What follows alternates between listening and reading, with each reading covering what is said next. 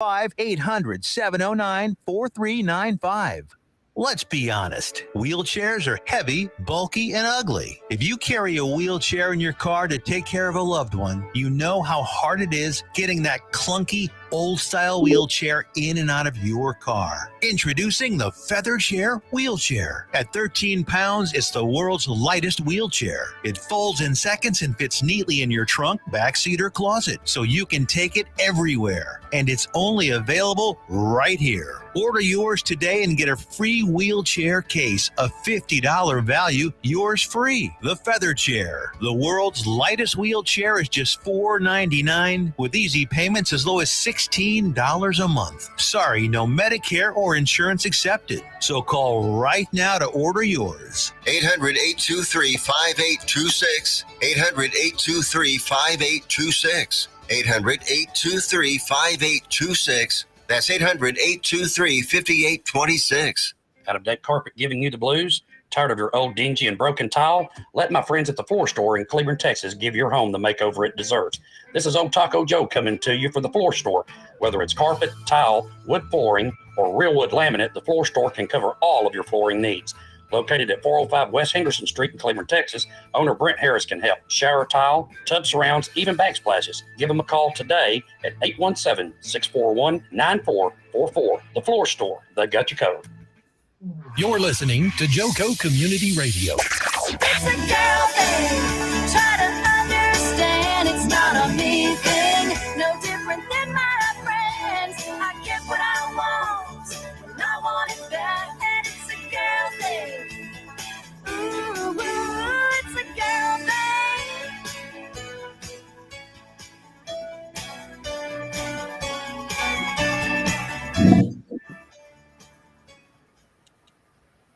Awesome. Hi, you guys. Welcome to Beyond the Crown with me, Miss Burleson. Today we have some super special guests with me, but before I get started, we want to just take a moment of silence, meditation, reflection for everyone to keep the Robb Elementary School people in our hearts and in our minds. It's devastating, the things that's happening, and this show is all about being a community show and being centered in our community and our work. So we're going to take a moment of silence to recognize the events that's happened today.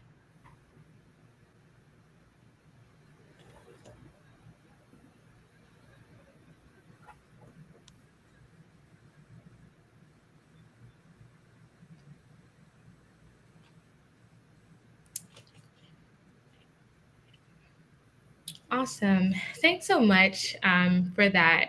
We just want to be mindful of the events that are happening in the world and how that affects how we feel and how we show up. So just a reminder to take care of yourself during today's show. And if you need to step away, if you need to find some peace for yourself, do that in whatever ways that you see fit. So today on JoCo Community Beyond the Crown, it's a really special day for me. I have some super fun friends of mine from the Miss Texas organization together, and we're going to talk all about our identities and what it means for us to be Black women in pageants. So I'm going to let them go around and introduce themselves to you guys first, and then we will get started with some questions. Take it away, whoever wants to go first. All right, guys. Hi, I'm Alannah Bruce, and I am Miss Keller. Hello, everyone. I am Dee Dee. Hi, everyone. Space City. Hi, everyone. I'm Jaelene Luper, Miss Dallas. And I am Jordan Johnson, Miss Harris County. Awesome. Thanks so much. Those are some wonderful friends of mine. And we're going to take some time today to talk about what it means to be Black and participate in pageants. So I'm just going to start it off very general. Like, what got you all started in this thing called pageantry? What was your start? How did it all unfold for you? I know for me, it was seeing one of my friends competing in the organization. Her name was Jasmine Bruce, and I was obsessed with her. We were really good friends. I remember the year before I started, she had won like a prelim at Miss Texas, And seeing another brown girl compete honestly was what made me think to myself, oh, I could do it too. I didn't know that there was space for me here. I didn't know if someone with dreadlocks could be on the Miss Texas stage, but that gave me enough courage to do it. And then my first competition, I met Chandler. I'm sure everybody has heard of Chandler Foreman, and that just further inspired me to keep going. That's awesome. Jasmine's actually my cousin. I don't know if you knew that, Jaelene, but we're actually cousins. And we didn't know we were cousins until the Miss Texas pageant, which was so cool. But I actually grew up in pageantry. And so my mom competed in Miss Texas, and then I was a Lone Star Princess, which is our kid mentorship program that we do for little girls. And so I grew up being a Lone Star Princess. And then I competed in the teen division, and now I'm in my first year of the Miss division. For me, I actually competed in my first pageant a long, long time ago. It was a little Juneteenth pageant. And that was my first experience ever like competing in something. I grew up dancing. And so the next time I competed was 10 years later.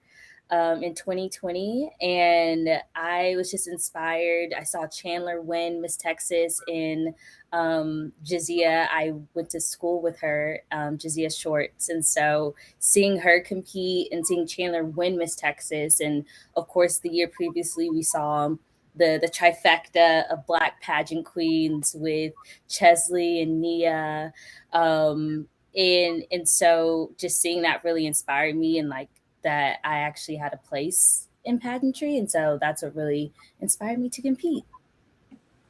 So I began when I competed at the Miss Phi Beta Sigma pageant my freshman year of college, hosted by the Zeta Beta chapter of Phi Beta Sigma Fraternity Incorporated. It was a 6-month process and a complete transformation, and I ended up being crowned Miss White 2019 second runner-up. That summer, Chandler Foreman was crowned Miss Texas, and then like Jordan mentioned, we saw all the Black women win the major titles. So I felt very inspired by that. I was looking at the Miss Texas website for months before I just said, hey, let me just go ahead and compete for this local. So that's how I became involved with the Miss Texas organization. Wow. I think those are all such great, things. And my start with Miss Texas was similar. So I was moving from South Carolina here to Texas. And I was like, one more time. I'm almost too old, so I got one more in me. And then I was on the Miss Texas website, and I saw like Chandler, full afro, gap. She was like, I was like, oh my god, she looks like me. She wasn't just a Black girl who won a pageant. She looked like me. Like skin tone was similar. Like I just looked at her and was like, you know what? Maybe I can do this, right? Maybe there's really a spot for me. And I feel like that's the commonality for all of us as we talk. It's just like, is there a spot for us here? So there's a lot of wonderful things that happen in pageantry, but there are also some things that are not as great. There's some experiences as Black women that are not the best. So just like what kind of things may have discouraged you from competing before? And we all don't have to answer. If you all want to answer, that's fine. If not, we can bounce around, no real formality to it. I know I was especially apprehensive about competing in Texas, being in the South, and just what that will look like. Especially my platform is a political platform. It focuses on civic engagement and getting young people to vote, but being in Texas and being a Black woman in Texas, I thought that it was going to be extremely difficult for me within the organization, whether it be with judges or being with fans or anything like that. So that was something that I was very cognizant about. I won my title, my first title in February of 2020. And then we know what the rest of that year looked like. And so, and I wasn't afraid to speak out about what was going on with Black Lives Matter, what was going on throughout the country and in Texas specifically. And I think that played a big role in my progression within the organizations. I didn't necessarily feel that I had to be silenced, and I didn't feel that I couldn't speak my truth. Mm-hmm. And that was something I was originally concerned about. Yeah. Something that I really struggle with in the beginning, especially, is that we've seen Black women compete for a number of years, but I've never seen a Black woman with my complexion, specifically from my descent. I'm a first generation college student, and my parents immigrated from South Sudan. So I've experienced a lot of colorism throughout my life. So I moved from Sioux Falls, South Dakota to Denton, Texas. So I was able to find a community of Black people on my campus. But my involvement with the Miss Texas organization was my first time in my adult life surrounding myself around predominantly white spaces once again. So that was an uncomfortable situation, especially when it comes to the relationship that I have with my natural hair. I felt like I couldn't represent myself fully to be accepted. So that's something that I'm working to overcome, is that, and that's something that I found the beauty in as well, is that even though there aren't a lot of women that look like me in the pageant industry, is that I have a very unique window of opportunity by becoming that representation for girls that look like me in the future. I really want to piggyback off of what Dee Dee said, because I kind of agree. It was actually, believe it or not, some Black people I knew who were like, are you going to get extensions? Are you going to get sew-in? Are you going to, kind of do these things? And I was like, no, like, I'm just going to be myself, see how that works out. But I would also agree that sometimes there's that pressure of like, do I have to fit these, boxes in order to win? And also what Jordan was saying, when things were happening with Black Lives Matter, part of me was like, should I say something? Should I not? But it's very Jaelene-like of me to just be intentional about whatever I do. So I just made sure to talk about it in a way that I wasn't isolating. But I will say that it's one thing that's kind of sometimes hard, just having that double consciousness of like, okay, I'm in this sport with historically predominantly white people, because actually this year we have more minorities. I don't know if you guys knew that. But just having to play that game, or feeling like I have to play that game, right? Yeah, those are all things that stand so true. I remember I was competing in the Miss America organization in South Carolina, and my platform at the time was really heavily focused towards Black women. And I get to my private interview, and almost was the reason I stopped competing after this. So I get to my private interview, and there's a panel of judges. There's a Black man, which was strange when you hear the rest of the story. It was a Black man, and he asks me, he's like, his question was, so do you only care about Black women? What, sir? I never said that. I'm just saying, like, my paperwork started off with the quote from Malcolm X about how we are the most disrespected group of people, and he was not hearing it from me. He drilled me the whole time and treated me as if wanting to be proud of being a Black woman, wanting to provide support and representation for Black women was a bad thing. And it was really difficult for me, not only because it was happening, but because it was happening and it was being dished to me from a Black man. And it was so hard. It was almost like gut wrenching. Like, I walked out and was like, I'm not sure this is a place that I belong. Like, I'm not sure this is okay. So I definitely echo a lot of y'all's feelings. And Dee Dee, about colorism, that's a real thing.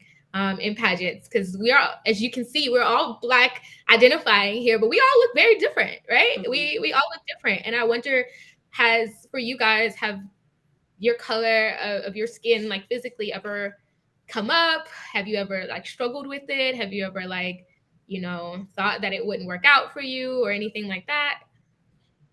I think for me, even just when it comes to basic things like finding a new pair of heels or tights, stuff like that, it doesn't come in my complexion. I think a lot of brands are becoming more culturally competent, so they're slowly starting to develop things in my complexion. But at the same time, they cost hundreds of dollars, so it's like you also have to think about the accessibility of these kinds of things. So that's been a struggle as well. Like, I had a pair of shoes.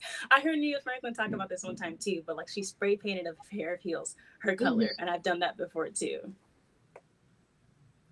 I want to second that, because I'm not as, beautifully dark complexioned like Dee Dee. I'm so jealous of her skin, y'all. Like, she's so stunning. But I have to, like, look for shoes that match my color. And luckily, I've been able to kind of find some. And now we have more inclusive brands, such as Diverse Styles by Sydney. But those are still really expensive, right? There's, like, nude shoes everywhere, though, for people who are lighter complected. So yeah, I've had an experience where I had a makeup artist that was hired to do my makeup that wasn't Black. And that's always been a really big concern of mine. I have trust issues when it comes to other people doing my makeup. And so in this situation, yeah, I think it's just having that competency of all levels, like something as simple as matching our skin tone, like having the right foundation. A lot of people don't think about that as a struggle because it just seems so normal. Like, oh yeah, I'm just going to get my makeup done. Of course, it's going to look good. She's a professional makeup artist. Yeah. But no, that's not always the case. And with our hair as well, with different hairstyles. Last year, we were natural, and good thing with Miss America, we do our own makeup, we do our own hair. But when it comes to and things like that, just having the people around us that are equipped to take care of us how they would take care of any other title holder. Yeah, I think my experience, since I am biracial, my experience has been really unique in that I can relate to a lot of the things that y'all are saying, but I also know that my experiences are not the same, and that there's a lot of privilege that I have that may not be given to y'all. And so I think being aware is something that I've had to take on for myself, that even though I am a woman of color, that my experiences aren't the same as my fellow contestants, and I just need to be aware of that. But that I still have a voice and I still can stand up for myself as a woman of color in pageantry. Wow, that's such a good point. That's such a good point. And Jordan, listen, I think that whole thing is a true struggle that we face, even with photos. Like getting my headshot done is a thing, right? We have to intentionally pick our photographers because we have to make sure that they are equipped to take photos of us, right? Because we don't want to be too light. We don't want to be too dark. I've even had instances where my last year's photo, I almost, the photographer almost like whitewashed me completely, right? Where I almost didn't look Black at all. And I was, sir, this isn't, I want to look brown. And it was something that was very high on my list this year for my Miss Texas headshot, which I'm really proud of, that I wanted to look Black, like very straight up, like not trying to tiptoe around it, no, I want to look like a Black woman. And if that means maybe there's a little discoloration here or something, I want to look like a Black woman looks. And I want to showcase that, because there are little girls watching us, just like we watch Chandler be crowned, just like we watch that year that all the major pageant title holders were Black women. Like, little girls watch us, and I want them to look at my headshot and see she looks just like me. She doesn't look lighter, or her teeth isn't extra white or extra straight. Like, she is a Black woman in all the flaws that might be present. We've mentioned Chesley a couple times here, and I want to also make some space for us to talk about her passing and what that was like for us as Black women, because I know for me, it was difficult, right? Because when that moment happened and we had all those Black pageant queens, it was a big deal for us. And I'm not sure the rest of the world, I know they knew, but I'm not sure the rest of the world knew what that was for us. Like, they were a thing. It was like seeing this happen was unbelievable for us. And I want to, leave some space for y'all to talk about how did that impact y'all, and how did you feel when they were crowned, and then how did you feel maybe when we lost Chesley? For me, it was a struggle because it was actually 2 days before my birthday that she had committed suicide. So for me, it's hard to, want to celebrate your life, but to mourn the loss of someone else, especially mourning the loss over someone that you never knew, but someone that you looked up to. Because when all those Black women won, I saw myself in them. But when she passed, I saw myself in her as well, because it can be extremely challenging. Everything that she's accomplished and having to live up to the standards that she did, can understand why she was struggling. And I feel like it's like a silent battle that we don't always have the space to talk about, but we don't even, I feel like the space hasn't been given for us to feel vulnerable enough to speak out about it. And that's something that I really struggle with, because I would hate to see for more beauty contestants to want to end their lives because they don't feel comfortable enough speaking about the experiences that they've been through. But also, I think it just really shows a need for us to be more vulnerable and provide more mental health resources and support for our contestants. I think of that term high functioning when I heard Dee Dee talking about it, because I feel like whether we admit it or not, there's a lot of high functioning Black women, period, especially in pageantry, though. I feel like it attracts, women who can at least look like they have it all together, right? And I really think it took me a second to sit down and be honest with myself, even like, okay, you like using filters, you like doing this, you like doing that, but is it to the detriment of like maybe other young girls looking up to you? Because one thing that really bothered me about Chesley's passing was like we said earlier, she looks perfect. Her life looks so fun. She has everything she ever wanted. She won the title. She has a dream job. She's advocating for all the causes she could ever want. And she still was struggling and saw that side, right? She talked about like going to counseling, but I don't think any of us besides her mom really knew the depths in which she was struggling. And I feel like in that same way, I owe it to maybe the next generation of girls to be transparent about some of my struggles too. Absolutely. I totally agree with everything you just said. I mean, I looked up to her so much. She was one of my biggest role models. And to know that after the fact that she was struggling the entire time of that she was living my dream, exactly what I thought, everything that I wanted. And to know that everything you see on social media isn't real. Even though we are public figures, our lives aren't perfect. And I think that I've really taken it upon myself to make sure that I'm checking in on my fellow title holders and that I'm being as transparent as possible with my feelings and my emotions, because we are real people. And I think that if people can see us being as successful as we are and still being genuine about our emotions and our mental health problems, that we can really make a difference, because the platforms that we're given as title holders are so large. And so we should really take that opportunity to make an impact. Mm-hmm. Yeah, I see the conversation going beyond just pageantry.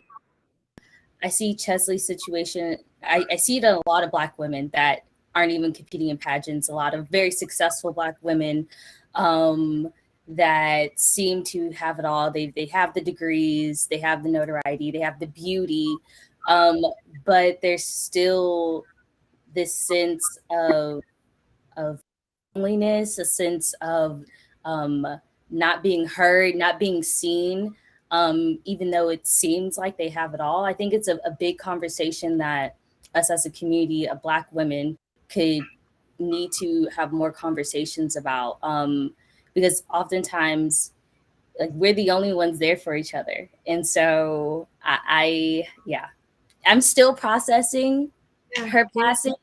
It's still really hard to think about. And kind of what Dee Dee was saying, it's weird when you're mourning the life of someone you never knew personally. And it's like people around you are like, okay, you didn't know this girl. Like, what but to me, it's like, I did know her. I was her. I am her. And so just going through like the grieving process, and it's still happening and things like that, and like feeling guilty in some ways. It's a process for me for sure.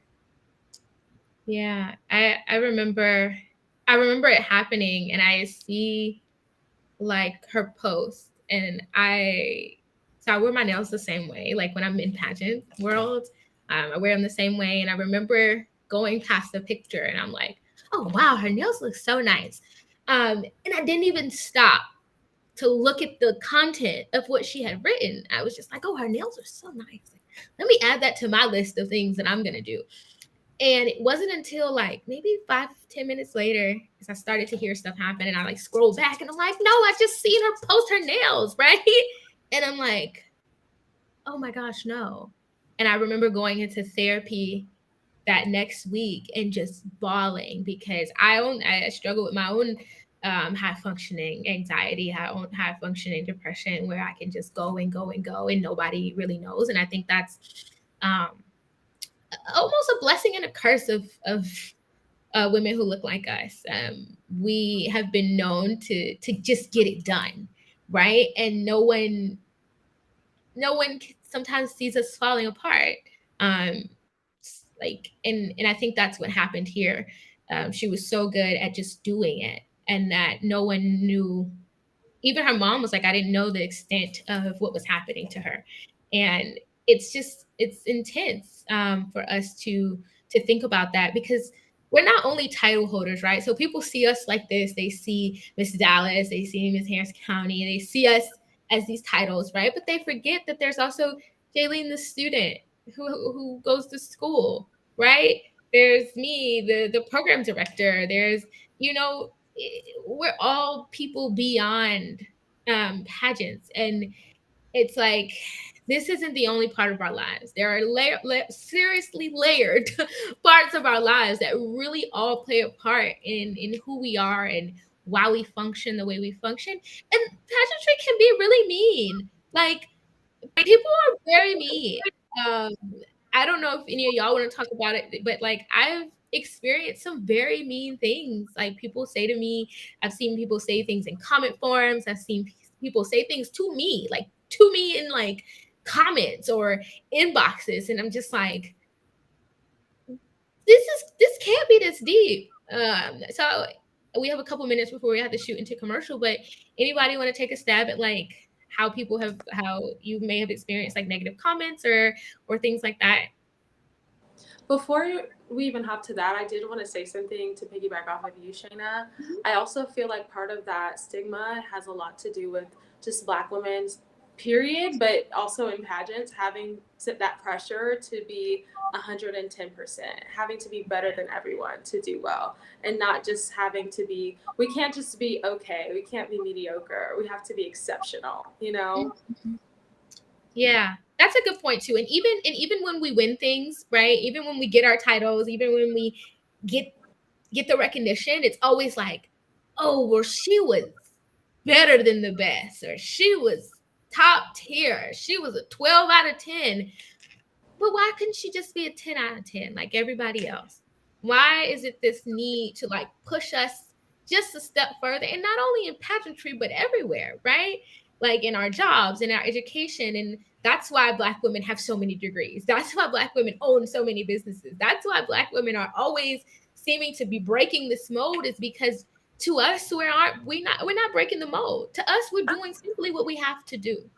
And it's a unbearable amount of pressure. It is sometimes crippling to think about the pressure that's put on us and that we put on ourselves, right? Because I'm guilty of pushing myself further than maybe I know I should be going. And it's hard. It's really hard. Anybody else got something to say about this whole topic? We're gonna kick it to commercial in a few seconds and then come back and maybe talk about some experiences we had. All right, cool. Well, we're gonna send it to commercial and we'll be back to talk a little bit more about Black women in pageants.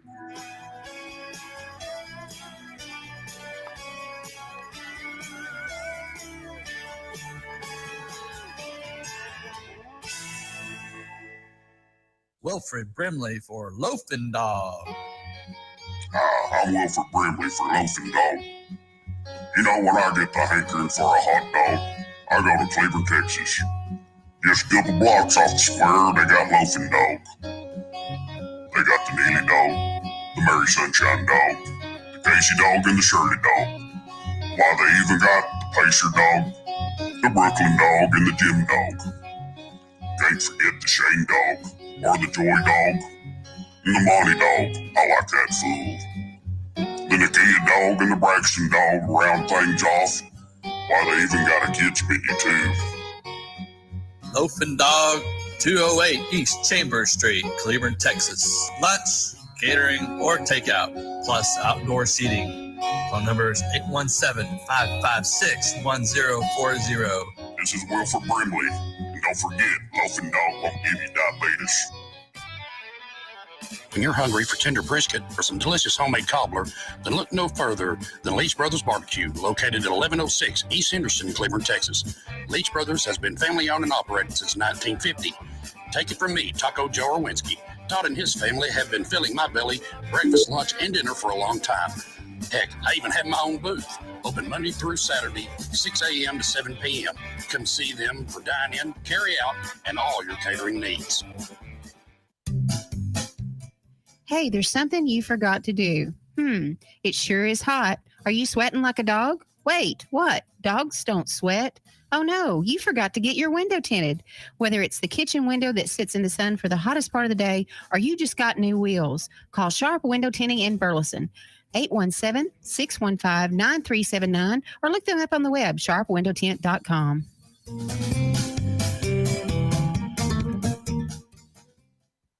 You're listening to Joco Community Radio. It's a girl thing. Try to understand. It's not a me thing. No different than Local Community Radio is proud to be the voice of Burleson, Texas, and it's live 365 on the TuneIn Radio Network. To listen or watch, simply go to tuneinjoco.com to choose where and how. The Joco Community Radio app is now available for free on Android and Apple devices. Simply search your store, check out our lineup and more on jococommunityradio.com. This episode and more are brought to you by the Patriot Claims, making your insurance work for you. Reach out to your Texas sales rep, Nona Reed, at 844-839-4245.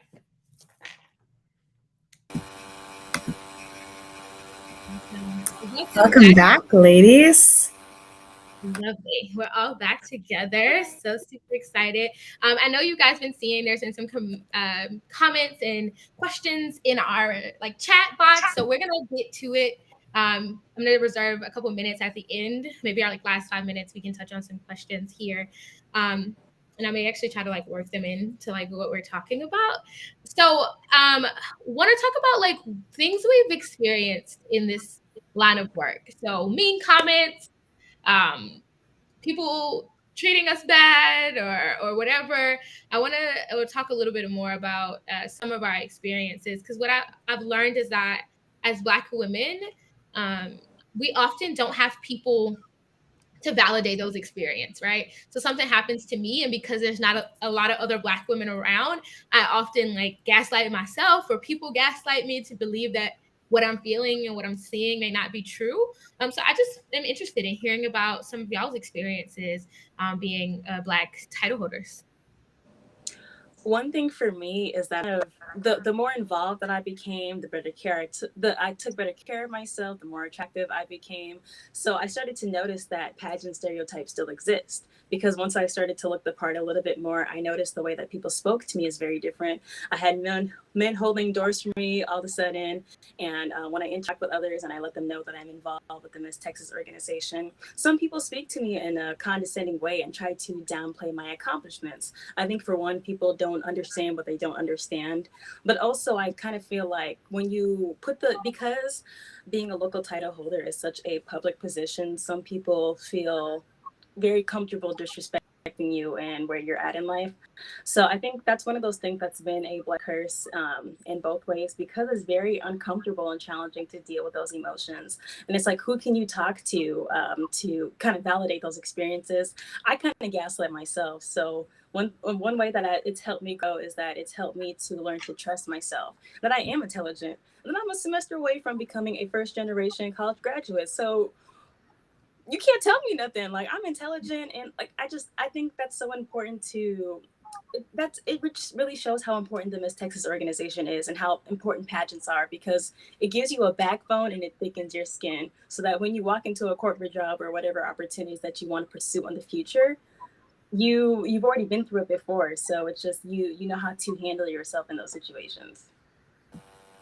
Yes, ma'am, absolutely. And I think that as I said before, I'm biracial. And so my experiences in pageantry, I've gotten a lot of comments of, oh, you're Black. Oh my goodness, you're so beautiful for a Black girl. Or, wow, you're so lucky you have white girl hair.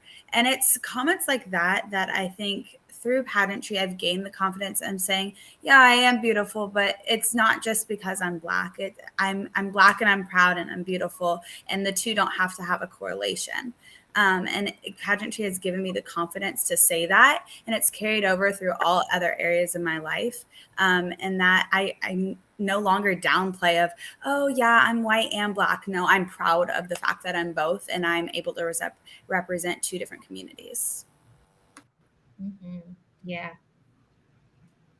Anybody else? I feel like my experiences have been kind of unique as well, only because people don't know what to say to me.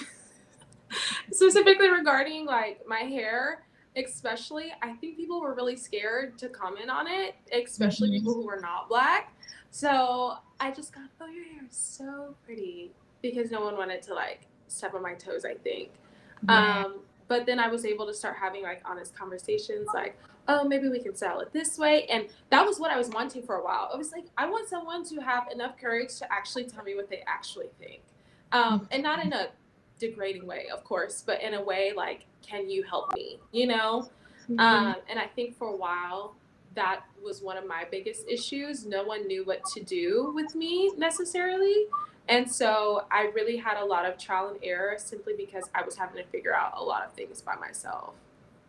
Yeah, and I think there's a question in the comments too that touches on like Black volunteers in the pageant systems in general, and I think that plays a large role into it, because there are a lot of conversations that need to be had just between Black women of, okay, what can I do to best suit myself and still embrace my uniqueness?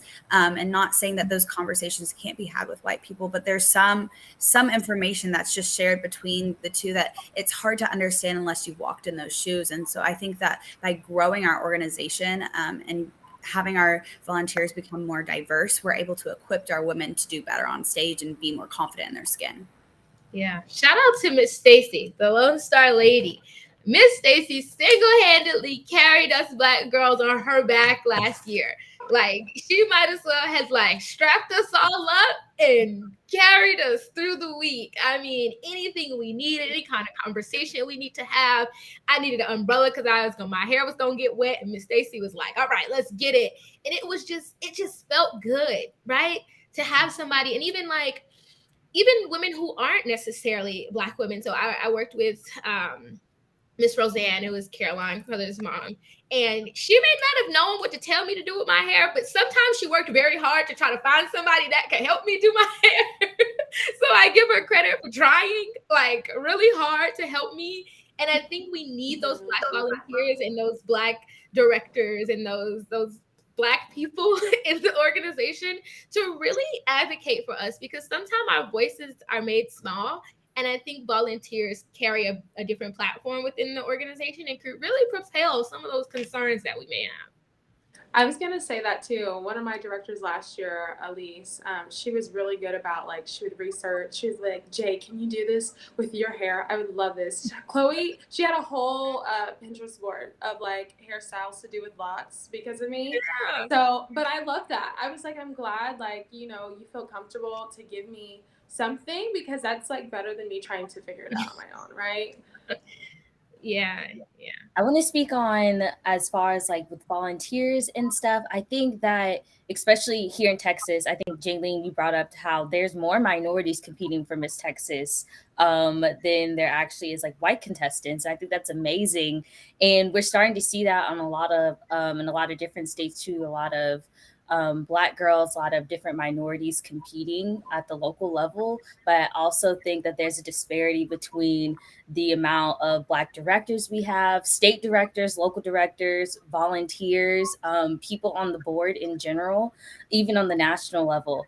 And I think that in order to see like the real systematic change, that's where we need to have the representation at. Like, okay, you're recruiting the Black girls, but how are you going to retain them? Have retention when they come and they don't see anybody in power that looks like them. Yeah. It reminds me of one of our questions was like, one of the questions like, what should we do to get more Black volunteers? And I think it starts with us. When I came back this year, someone said to me, well, Shana, I can't believe you came back. And my response was, well, if I didn't come back, what we gonna do? What if all the Black girls last year who didn't feel great didn't come back? Then racism wins if we don't come back. I'm here not for me. I'm here for the next Black girl who's gonna come next year. I'm here to push us just a little further, right? To a place where we are seen as equal. Because to be honest, like, no need to beat around the bush. Like, we're not treated equal. People don't see us as equal, and we really do have to show up with not a hair out of place, right? We have to stack the accolades. We have to come so prepared that if we do win, there is no doubt on why we won or how we won, right? We have to be that good that no one can question our crown at the end of the day, right? So it's just it's intense. And to this is a space where I want us to be open and honest, and sometimes things happen that just aren't okay. I think personally, the Miss America organization, the Miss Texas organization, all the state organizations really need to put, in my opinion, their money where their mouth is. If we're going to say we want Black students, just like where I work, I say the same thing to them. If we want Black contestants, if we want Black women to show up in this space, we got to make sure people not saying things like the N-word when we show up. We got to make sure people not, questioning our ability to present ourselves when we show up. We got to make sure people aren't calling me Jaelene simply because I'm Black and Jaelene's Black. There's people to this day right now that don't know the difference between me and our dear friend Adesua. They think me and Adesua are the same people. And I'm like, y'all, that's what got a fro, y'all. And I used to let it slide because I didn't want to get in a tussle with nobody. And it got to the point one day, y'all, I said, you know what? You got the wrong person. You're talking about my friend Adesua. And then you're not even saying nothing nice. So now I really got to get you together. So I think like Jordan said, it has to go beyond us, right? We can push people to become a part of this organization. Like, people ask me all the time because I'm aging out, like, Shana, are you going to be a director?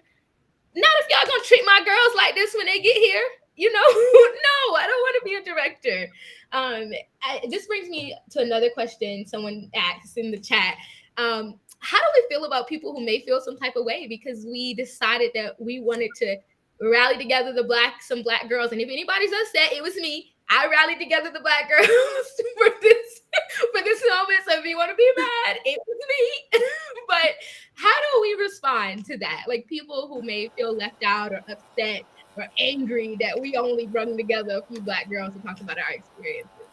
I think if we really want change in our organization, then people need to open up their ears and listen to the conversations that we're having, because it's on us to share our stories so that we're bringing awareness to the situations that are happening within the organizations. But then it's on others to take that information and do something with it, and not to just sit and listen and go, oh, I'm so sorry, but to actually put direct action into the organization so that it's different for the next Black girl that comes around, that she feels embraced and loved and confident in her skin when she walks across that stage. And it's until we have those difficult conversations with one another that's going to happen. Yeah. I hate to say it, and go ahead, Jordan. Just real quick, I hate to say, but if you're asking that question, 9 times out of 10, you're part of the problem. So I think that that definitely takes some self-reflection. Yeah. That needs some self-reflection. Back to you, Jaelene. I was just gonna say, I think what we were talking about earlier too, of just like, if you feel uncomfortable, maybe like obsess where you're at, because the reality is, for so long, pageants have been dominated by white women. Pageants have literally, at some point, we weren't even allowed to compete, right? So I think we have to acknowledge the disparities and acknowledge we have to get in a space, us as Black women, sometimes to be comfortable and talk freely about what it is we need to work on, and that way we can actually do things moving forward in a unified way. I think sometimes that can be our biggest thing, like you said, feeling isolated, feeling like what we have to say or what we want to do is out of reach. But when we come together like this, we can kind of unify our voices and amplify them so that we can actually enact change. And I think that's why it's really important for us to come together like this. I know I actually had a few people, react and say, I love this. People who weren't Black, white people, like, I love this. And if they're actually paying attention and listening, they recognize that this is also for the greater good, in terms of pageant spaces and everything as well. Shana, I just want to say thank you so much for being so vulnerable in your experiences. It makes me just a little bit emotional, even you sharing this, because I own reservations talking about these experiences because of the backlash that we could receive. But it's for us to understand that it's about the girls in the future, not necessarily us in this moment, about the impact that we will make for the future to come. I think it really blows my mind that people would feel some type of way about us having this space, making the space for us to have these conversations, just because sometimes it's hard feeling like you're left out of the conversation. But the reality is sometimes things aren't always for you. It's about creating equities for women of color, and specifically Black women, because there are certain spaces that I walked into where I felt extremely uncomfortable in my skin, where I felt targeted. So it's for us to create a safe space for Black women, but also creating a change that's lasting. Because I think what happens too often is that our voices are silenced, or that we're expected to sit in the shadows and continue to be disrespected. I'm tired of being disrespected. I'm feeling like I'm going through these things alone. And I want to do what I can to create a safe space, but I also that this doesn't happen in the future, because we shouldn't continue with how things are. But one more thing, I think it's really important for people to understand that this isn't an attack on anybody's character.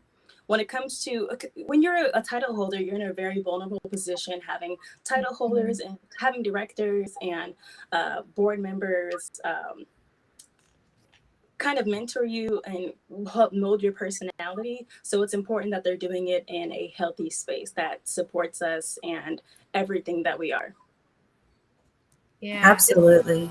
Yeah, and I think another thing is that I'm so grateful to this organization. This organization has formed me into the woman I am today, and I absolutely would not be able to get on a radio show and talk to all these people without the Miss Texas organization. It's truly made me who I am today.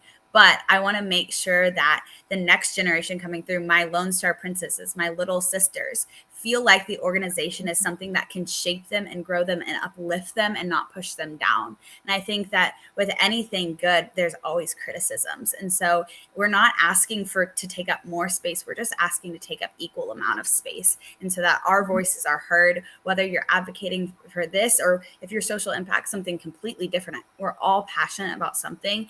And by giving us this space to speak, Shana, today, you've opened the door for people to hear our voices and to allow that change to happen.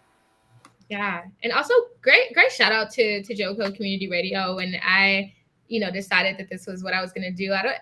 There wasn't anybody who was like, got to run this idea by to see if they're okay with it. I kind of made the flyer and was like, okay, Tiffany, here's what I'm doing. And she was like, okay, great. Everyone was like, what you want us to do? You want us to share it? And it was so much support. And it reminds me of this quote that I heard once. Two things. One, the truth only steps on your toes when you've stepped out of line. So if something that we've said has stepped on your toes today, you might want to evaluate where your feet are as it relates to the line. Like, are you one of those people who might be closer to the line than you should be? And if so, you have had an opportunity to see over the last hour that we are more than willing to talk and have conversations and communicate and talk about our experiences because we want things to be better. And then it's the other piece is that it's not exclusive, right? We're not like, oh, this is exclusively for Black people. This is an inclusive thing. We want you to be invited into our community and into our experiences because you can, as people who are not Black, the best way to support us sometimes is to just listen to us, right? Just hear us out. Because sometimes when you listen to us, you're like, you know what? That is true. Because I did see that happen myself. And when you take a step back and listen to us and evaluate the experiences from our eyes, you get a chance to see. And this is not to say, right, that your experience in pageantry is not true, right? Your experience is still true, but so is ours. And we all deserve the space to advocate for what can make this situation better for us. Someone asked about advice. If we had any advice. I just want to say you can also ask, but make sure to come correct. You're right. Right? Don't get spicy when you come to us. don't get spicy, right? No.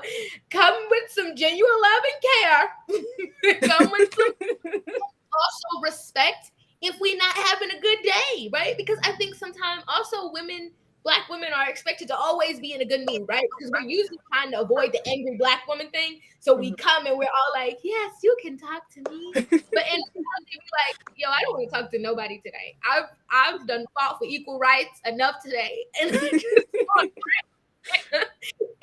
that's okay. And to respect that for us too, and give us a little space and grace, but we're usually pretty open. So I'm gonna take a couple minutes for all of us to go around and give any pieces of advice, because being a Black woman in pageants is not just the struggle, right? There are beautiful joys of being a Black woman in pageantry. It is beautiful things that happen, like the friendship I have with these women now, the way we've been able to have so my spoken word was about being Black. And after it was over last year at Miss Texas, I had a little Black girl come up to me and was like, that was so cool. And I'm like, you think I'm cool?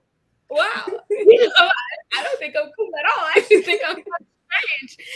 But she was so excited. She was like, that was so cool. And you were up there like this. She was like marking the things that I was doing. And I was like, oh my God. I had people sending me emails and DMs like, wow, you're really represented for us. So if you could think of any piece of advice to give someone who may be a person of color who's feeling a little shaky about going into pageantry, what would you tell them? We got about 5-ish minutes, so let's see if we can make it around and then wrap us up. I can go first. I would say the most important piece of advice that I could give to other Black women is to not be afraid to stand in who you are. Don't ever feel like you need to dim your light to make other people feel more comfortable. And because the reality is not everyone in this world is going to be receiving of the experiences of Black women. But the way that I think is that it's more important for me to tell my truth, because the reality is the recordings of whatever we do, that's going to exist forever. You never know who is going to see that. Like Shana said, it's about those little Black girls that are watching what you are doing when they are able to see you in them. So I think that's a very special and unique experience to share. Sometimes you may not get what your ultimate goal throughout the experience, but you never want to sell your soul or make yourself out to be someone that you're not in order to get the crown. Because if I ever had to do that, I wouldn't want it anyway. Yeah. I just want to say, very similarly to Dee Dee, I just be yourself, own your unique self. You don't have to try to pretend to be a certain type of Black person to win, right? I'll tell the story real quick. I remember a girl coming up to me at a cheer camp and being like, oh my gosh, you're the first cheerleader I've ever seen with dreadlocks before. And I think about that every time I hit the Miss Texas stage. I might be somebody's first time seeing a Black girl with dreadlocks on the stage ever, right? And so the last thing I want to do is to try to be something I'm not while looking like this, right? Just be authentic, don't worry about the rest. It'll figure itself out. Would tell them just to remember, it's bigger than a crown, it's bigger than a title. So you want to make sure that you are trying to fit yourself into a box, that you're not changing yourself, that you're not trying to fit into a mold, because only one girl's going to crown at the end of the day. And the bigger picture here is you making an impact. And so you never know who you can inspire just by being yourself and being unapologetically you. So and do your thing and show what you got. Yeah, and then my words would be that there's space for you and we want you here, and that these are our experiences, but there's so much positive that comes out of this organization, and we want to build a whole army of pageant girls that are speaking their minds and that are passionate about what they're doing, and that there's plenty of room for you, there's plenty of space, and we will welcome you with open arms and so excited to teach you the ropes. This is my first year as a Miss, and I already feel like I've been adopted by my Miss sisters. And so there's so much sisterhood in this organization, and it's the reason why I keep coming back year after year. It's because of these women that are filling up my cup, and I'm able to pour back into theirs. And so there's tons of room for you. There's tons of space, and we want you to come join us. Yeah. Wow. Such great advice. I think my thing would be to take up space. Take up as much space as you can. People always want to push us in a box, push us in a corner, try to force us to be like, I had someone like, oh, I don't think you should do your talent like that. No, girl, I'm going to get up there and talk about being Black as often as I can. Because when will this time again happen where a young woman will see a pageant title holder up here talking about what it means to be Black? So get up here and take up all the space. And remember, we're resources.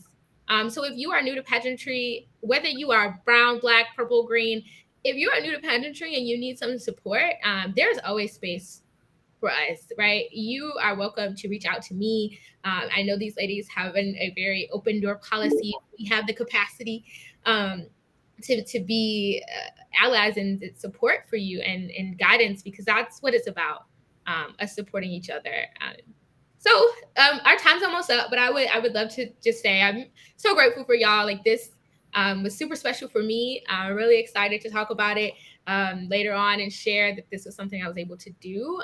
These ladies so graciously offered their time to me. They were like, there was no back and forth, like, hey, y'all free next week? And this was me, like, end of last week, like, hey, y'all got a few minutes?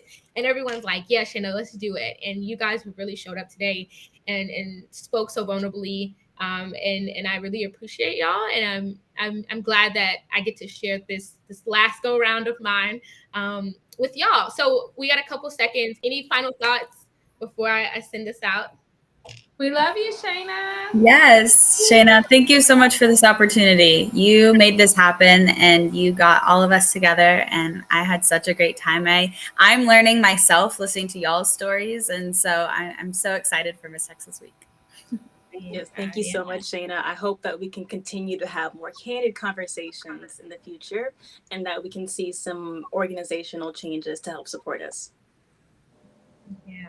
Thanks so much. Well, again, thanks to JoCo Community Radio for this support and sponsoring the Miss Burleson Joshua organization with this show. We're on every Tuesday from 6 to 7. You may catch all of us here. You may catch just some of us here. But we're all here every Thursday from 6 to 7 with our show called Beyond the Crown. If you want to share, it will be available on JoCo Community Radio as well as like iTunes and Spotify and things tomorrow. So I encourage you to continue sharing it. And this was a great time. So thanks so much, ladies, and have a good rest of your evening, everyone.